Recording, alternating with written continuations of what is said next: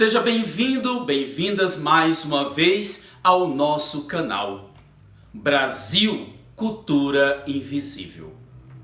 Vamos refletir hoje sobre os movimentos sociais contemporâneos. Os movimentos são fundamentais nas reivindicações.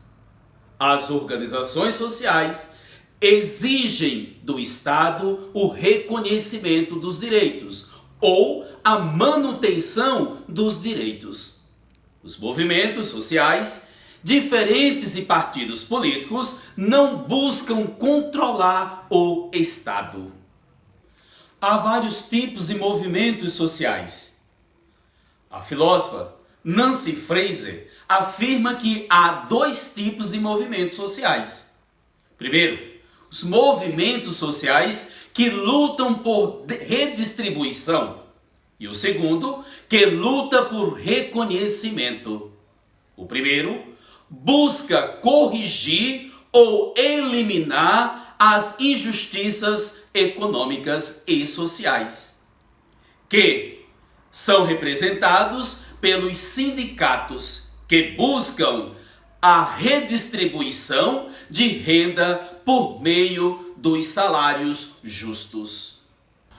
Outro exemplo é o movimento dos trabalhadores rurais sem terra, o MST, que luta pela redistribuição das terras.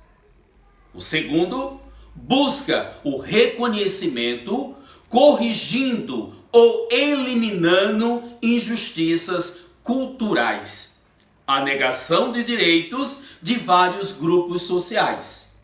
Aqui temos o movimento LGBTI+, movimentos feministas, negros, indígenas, entre tantos outros movimentos. No momento, vou aqui me ater somente ao movimento indígena que atualmente clama por justiça e reconhecimento. O movimento indígena está atrelado ao reconhecimento pela luta de redistribuição. Grande parte da luta dos indígenas é pelo direito de ser reconhecidos como indígenas, preservando sua cultura, forma organizacional e econômica, religiosa também. Atualmente, há um grande movimento de imposição religiosa nas aldeias, a ponto de serem obrigados, à custa de agressão física, a abandonar as suas práticas religiosas para abraçar um Jesus econômico e um Jesus político também, para beneficiar quem está no poder ou quem, através da religião, busca dominar os indígenas. Qual é o objetivo dos chamados missionários? A dominação, o enfraquecimento organizacional dessas sociedades. O que buscam, na verdade, é, em nome de um Deus, destruir a sua fé e a sua cultura, e depois tomar conta das suas terras. Aqui eu daria uma indicação. Vejam o documentário de Luiz Bolognesi, que ilustra muito bem o que estou falando, o ex-pajé. E quem desejar conhecer um pouco mais sobre os rituais indígenas, busquem na internet também, está disponível gratuitamente em PDF, com o título Os Rituais Pancararu, Memória e Resistência. No final, eu colocarei para vocês como referência o que estou aqui citando. Antes da chegada dos portugueses aqui no Brasil, já era habitado por diversos povos. Isto é, vários grupos indígenas ou várias etnias. Aqui já habitavam. Acredita-se que havia em torno de 8 milhões de indígenas aqui no Brasil. Com a chegada dos portugueses, chegou também a escravidão e as doenças. Em pouco tempo, houve um descrescimento populacional. Por que houve essa diminuição populacional? Por causa das doenças, das mortes e de tantos outros fatores que os indígenas não aceitavam esta nova forma de vida. Para justificar a invasão do novo território, os europeus criam um imaginário e transmitem para os outros que aqui há grandes monstros voadores, animais com várias cabeças, e os indígenas alimentavam-se de humanos. Eram selvagens, não eram humanos.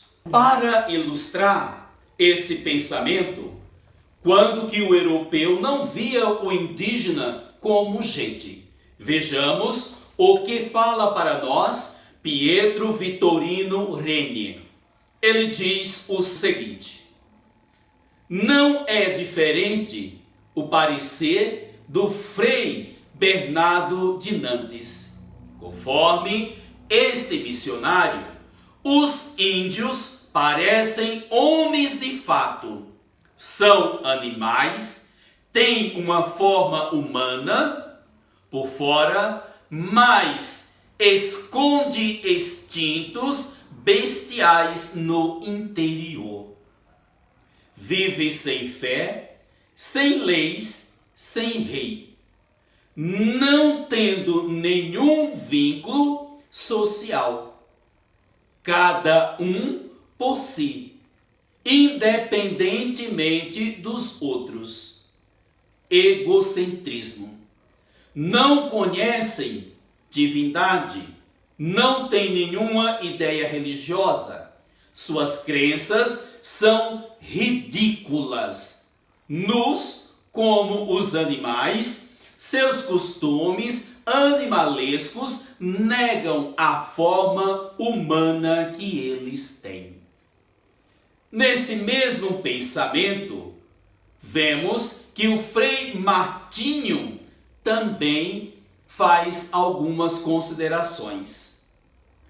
Ao descrever o estado do índio antes da conversão, Frei Martinho se refere explicitamente ao juízo de Gandavo. Devemos admitir que esses pobres índios não têm fé, nem lei, nem rei, nem artes, que são ajudas e guias de uma vida racional e política. Haviam caído em todas as desordens que podiam causar essas falhas gerais e estavam de tal modo embrutecidos pela maneira de vida grosseira, fundada todas nos sentidos, que se podem dizer que não tinham senão a figura de homem e as ações de animais. Imaginemos então aqui como o imaginário, o desconhecimento pode classificar uma nação. São homens que não são humanos.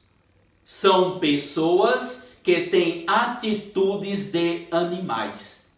Aqui não levam em consideração a maneira, a forma de ser de um povo.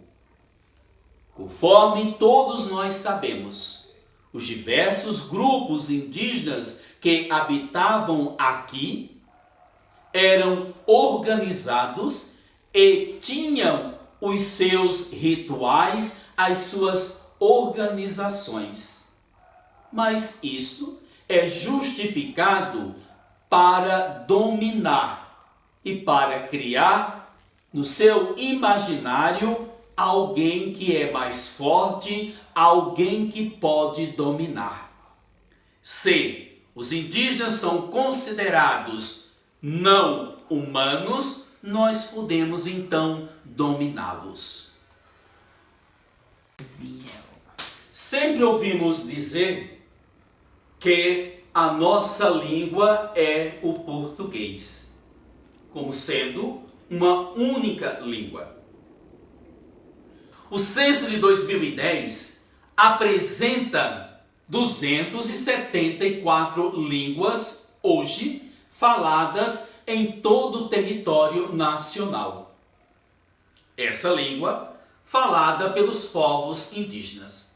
Isso significa que nunca houve uma única língua no Brasil. Se hoje há 274 línguas, imaginemos em 1500, aonde a população era estimada em 8 milhões. Pero Magalhães de Gandavo, em 1578, afirmou o seguinte, abre aspas, a língua de que usam toda pela costa é uma, ainda que em certos vocábulos diferem em algumas partes, não de maneira que se deixa de entender. Carece de 3 letras. Convém a saber, não se acha nela F, nem L, nem R. Coisa digna de espanto, porque assim não tem fé, nem lei, nem rei. E desta maneira vivem desordenadamente. Vocês estão acompanhando o meu raciocínio? O desconhecimento, a ignorância faz com que Gandavo faça essa afirmação. No imaginário dele, havia um único povo. Nesse cenário, o indígena era indolente, incapaz de desfrutar da natureza. Com esse pensamento, o território ocupado pelos indígenas deveria ser ocupado pelo europeu. Nesta visão, a estratégia era a ocupação das terras indígenas. Mais uma vez, Pietro Vitorino Reni diz o seguinte para nós: a estratégia para conseguir tal intento era a usada comumente pelas autoridades civis e grandes latifundiários, a fim de se apoderarem dos últimos pedaços de terra ainda nas mãos dos índios. Declaravam que eles eram indolentes, incapazes de desfrutar as grandes riquezas das terras que possuíam, ou então demonstravam que pelo processo de integração racial ou por outras causas, incluídas a expulsão violenta, o grupo indígena se extinguirá e que, portanto, suas terras deviam ser postas à disposição da população nacional. Desde sempre, nós vemos a luta dos indígenas. Desde sempre, essa invasão é clara para todos nós. O indígena foi sempre tratado como um animal.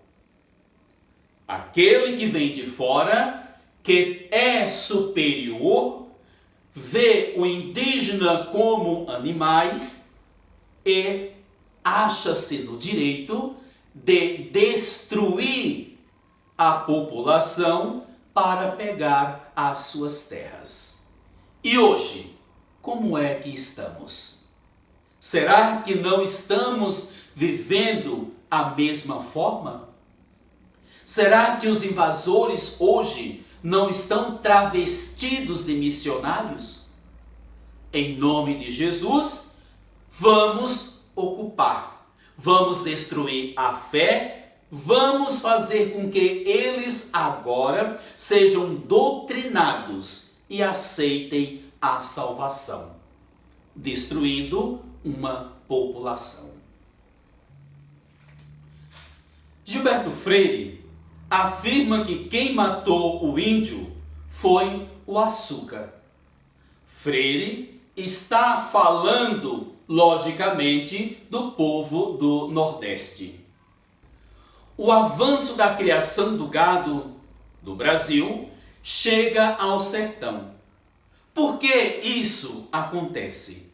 Aí nós vamos entender por que Freire faz essa afirmação.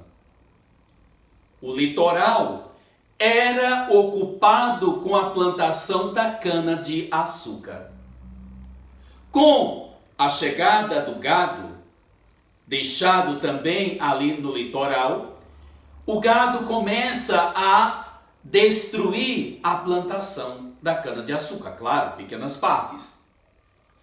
Porém, o açúcar era a base da grande economia. O que pensam? Vamos agora tirar o gado do litoral, porque está atrapalhando na produção da cana ou da açúcar, e vamos colocar o gado para o interior. Assim, o gado é colocado a caminho do sertão. Daí inicia os conflitos com os indígenas do sertão. O açúcar matou o índio porque foi tirado o gado do litoral e colocado no sertão. Com a chegada do gado, nós temos aí diversos conflitos com os indígenas que ocupavam essas terras. Haja vista que muitos destes indígenas já tinham sido expulsos do litoral e vindo para o interior, para o sertão. A organização dos movimentos indígenas começa por volta de 1970, recentemente. Hoje, há por volta de 486 organizações sociais. Essas organizações atuam praticamente em 3 frentes. Uma, a formação de liderança. 2, articulação entre as várias etnias. E a terceira, parceria com outras organizações sociais. Os indígenas são autores de suas histórias. Em 1988, o movimento ganhou visibilidade e força no Congresso Nacional, durante a elaboração da Constituição de 1988. Aqui, o indígena se coloca como autor. Ele não quer ser representado. Ele mesmo representa e faz as suas reivindicações. Os principais representantes na época foram Mário Juruna e Raoni. Essas duas lideranças, em 1992, na Eco 92, no Rio, as várias etnias ganharam apoio na luta na preservação ambiental.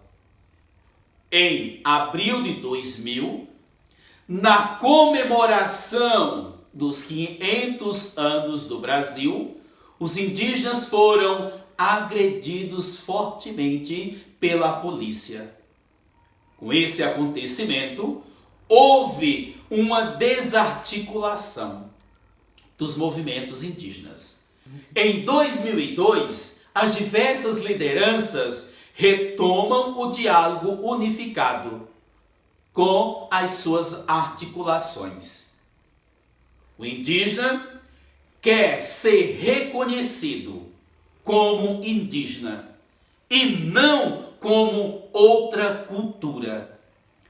O indígena retoma agora as suas origens e reivindicam o ser indígena. E não outro ser com outra cultura, mas sim a cultura própria dos seus antepassados. A minha intenção aqui, com essa reflexão, é trazer para todos vocês um pouco da história dos movimentos sociais contemporâneos. No entanto, eu me ative mais ou com propriedade aos movimentos indígenas, um pouquinho apenas. Porque, ao meu ver, é um movimento que urgentemente necessita de visibilidade. Povos que estão sendo destruídos simplesmente porque professam uma outra fé ou porque têm outra cultura. Ainda hoje preservam a natureza. Os povos indígenas não compreendem a terra como o capital vê, porque a terra é mãe e a mãe gera. E a mãe não pode ser vendida. Aqui também devemos perceber que há um grande clamor mundial para a preservação da natureza. No entanto, o homem, a economia, o capital, não quer saber se há vidas. O que importa é o dinheiro. Vamos destruir, vamos fazer com que a terra gere dinheiro. E não vamos nos preocupar simplesmente com a vida daqueles que habitam. Espero ter contribuído um pouco com a reflexão de vocês. Espero também que vocês curtam aqui a nossa página, o nosso canal, inscrevendo-se e dando aquele joinha lá para nós. Muitíssimo obrigado a todos.